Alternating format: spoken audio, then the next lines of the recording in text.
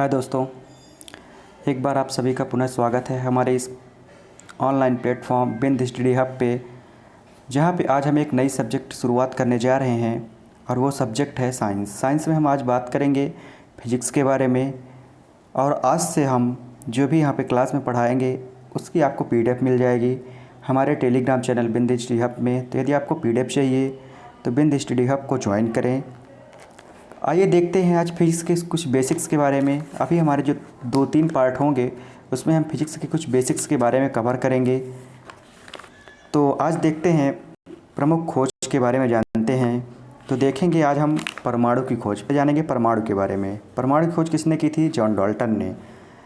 इसके बाद देखेंगे गति विषयक नियम। गति विषयक नियम किसने दिया था? गति विषयक जो नियम दिया था वो दिया था न्यूटन ने। सॉरी दोस्तों, यहाँ पे गलत लिखा हुआ है, पीडीएफ में गलत है। तो यहाँ गति विषयक जो नियम है जो यहाँ हेनरी बैकरल लिखा है, इसको आप लोगों को क्या कर लेना है, न्यूटन ने दिया था। गति विषयक नियम किसने दिया था? न्यूटन साहब ने दिया था। इसको आप सुधार कर लेना है आपको।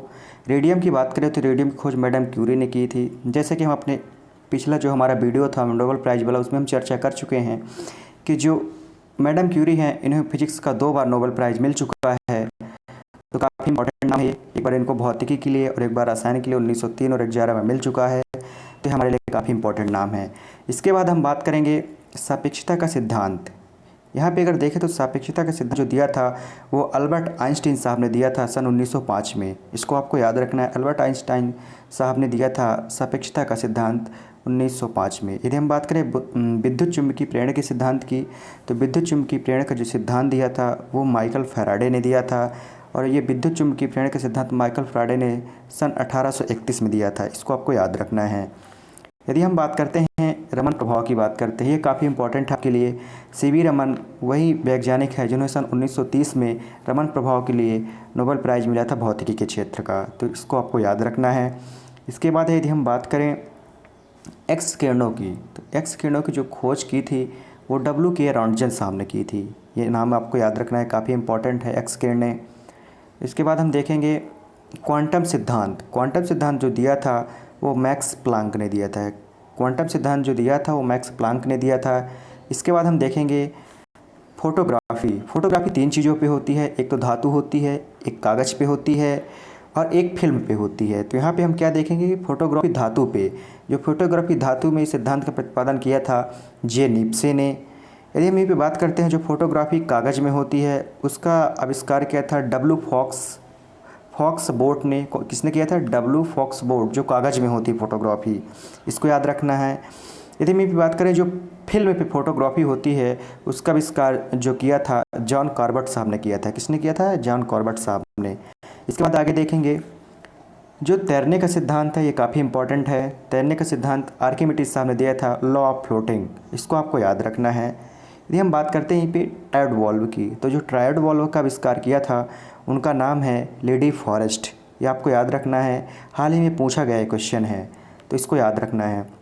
यदि हम बात करते हैं नाभिकीय रिएक्टर की, तो नाभिकीय रिएक्टर के सिद्धांत का प्रतिपादन एनिको फर्मी साहब ने किया था। किसने किया था? एनिको फर्मी। ये भी क्वेश्चन पूछा जा चुका है, तो इसको आपको याद रखना है। यदि हम बात करते हैं बेतार का तार किसने दिया था, तो बेतार के तार का जो सिद्धांत का प्रतिपादन किया था वो मार्कोनी साहब ने किया था।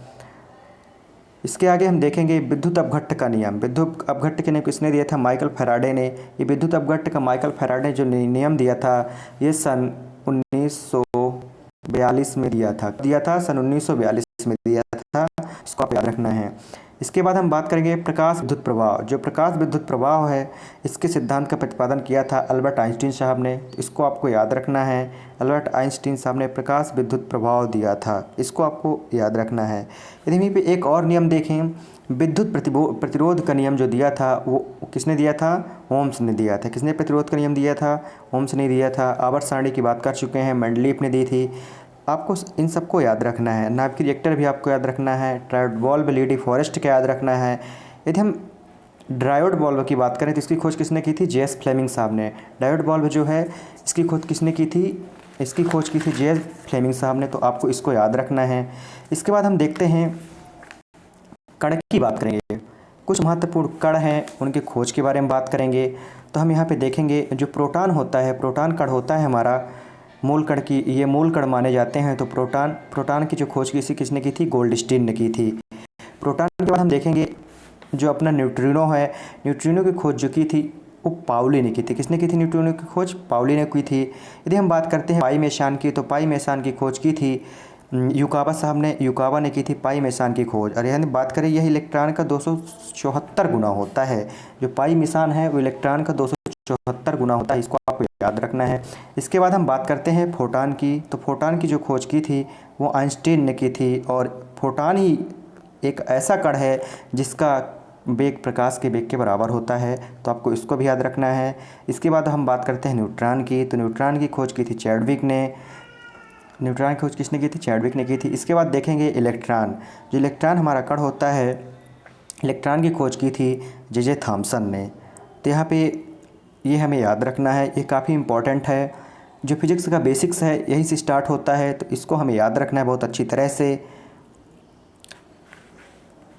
आगे की जो हमारी वीडियो होंगी सारी PDF बेस्ड वीडियो होंगी। तो आपको यदि हमारी यह क्लास पसंद आई हो तो हमारे चैनल को लाइक शेयर सब्सक्राइब करें और दोस्तों तक शेयर करें। और PDF के लिए आप हमारे टेलीग्राम चैनल बिंद स्टडी हब को ज्वाइन करें और वहां से जो भी क्लासेस यहाँ चल रही हैं उसकी PDF प्राप्त करें।